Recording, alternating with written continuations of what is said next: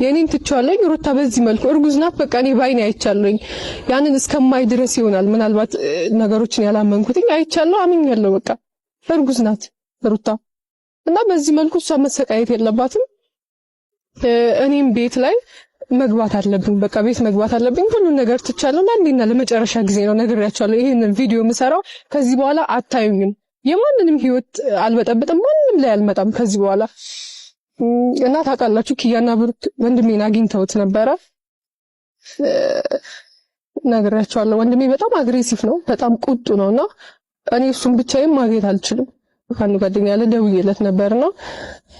ምናልባት እሱ ቀድሞት መጥቶ ከኔ ጋር እንዲሆን ለሚፈጠረው ነገር እሱ ቢኖር አሪፍ ይሆናል ብዬ ስላሰብኩኝ ማለት ነው ይሄን ነገር እንዳይፈጠር ብዬ ስለሰጋው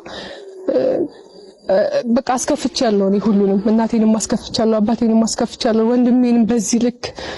ማለት እኔ ማንንም ሰው በኔ ጉዳይ አንገቱን እንዲደፋ አልፈልግም እናቴ በኔ ጉዳይ እንድታለቅስ አልፈልግም የሷን ባማየት ማለት ከምንም በላይ የሚከብደው ምንድነው የቤተሰብን ባማየት የእናትን እንባ ማየት እኔ እናቴ በኔ ምክንያት ስትደሰት ስትስቅ ነው ማየት የምፈልገው እንጂ እኔ ምክንያት እናቴ ስታለቅስ ማየት አልፈልግም አሁን እየሆነ ያለው ከኔ አልፎ ቤተሰቦቼ ጋር ነው እየመጣ ያለውና ካለክ ማለት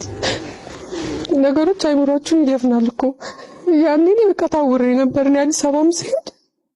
ሙሉ ለሙሉ ታውሬ ያለው ምን ማሰብ አልቻልኩም በቃ ማለት እኔ ተሰደብኩትን ስድብ ነው በዛ ሰዓት ያየሁት ያለውትና መጀመሪያ ቪዲዮ ስለቅ የተሰደብኩትን ስድብ እያየሁ አብርሃም ይሄን ነገር ግዴታ ማስተካከል አለበት ነበር ዘይኩትና በቃ ምን የሚፈጠረው ነገር አላሰብኩኝም ሩታም እንደዛ ናት ያላሰብኩኝም አብርሃም እኔን ብቻ እንጂ ሩታንም እኔንም ዋሽተዋል ብዬ አላሰብኩኝም እውነት ለሁሉም ነገር ምክንያት አብርሃም ነው ለሁሉም ነገር ኃላፊነት የሚወስደው አብርሃም ነው እና እንደነገርኳችሁ ዛሬ እናንተ ጋር የመጣሁት ወንድሜንም ጠርቻለሁ ተደዋውለን ነበር ሊያገኘኝ በጣም ፈልጓል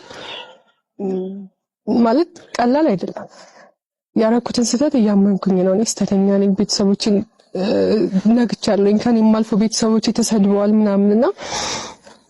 እሱን ይቅርታ መጠየቅ ካለብኝ